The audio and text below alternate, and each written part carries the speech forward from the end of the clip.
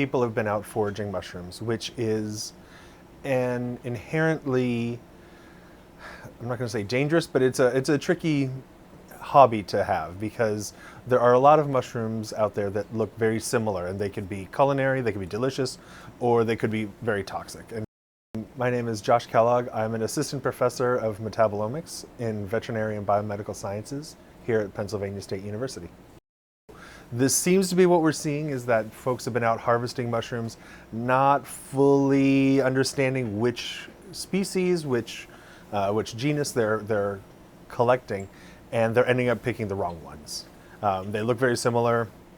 They clearly didn't know by eating them that they were ingesting something toxic, but these Amanita, these types of Amanita mushrooms that they did collect, like these death caps and destroying angels and things like that, are very toxic to the liver, and can have very serious repercussions, obviously.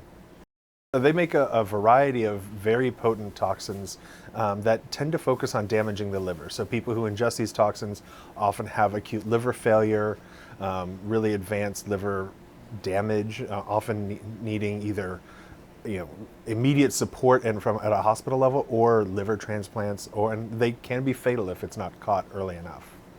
Foraging, when you're out in the forest, is tricky, because a lot of mushrooms, their morphology, their physical shape changes as they age. So at different life cycle stages, they might look very similar to mushrooms that you can collect and eat, and that can be quite delicious. And so if you're not really well versed in mushroom morphology, life cycles, all that, and you're not able to really tease out which species is in front of you, then it is possible to make a mistake and collect the wrong one. There are guides, there are definitely mushroom taxonomy guides that can help you, lead you through a series of questions of, okay, is it this color, this shape, is this particular morphological feature present or absent, and that can guide you in the right direction. And there are apps that are coming online, but with any app, they're not 100% accurate all the time. Even, I've known people who are experienced mushroom hunters, and they still sometimes, have made mistakes, apparently.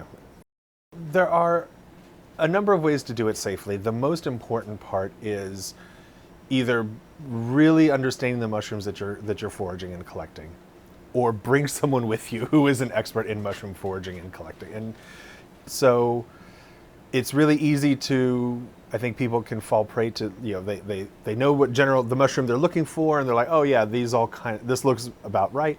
But they might not understand that, there's a lot of variation in mushrooms, and there's a lot of real close similarities that you won't necessarily be able to tease out unless you really understand what you're looking for. There are other mushrooms that are very easy to forage. There's ones like morels are easy to identify, and the ones that are not morels, like false morels, they're not super toxic. They don't taste great, but they're not dangerous. Whereas like these amanitas can be much more toxic if you grab the wrong one.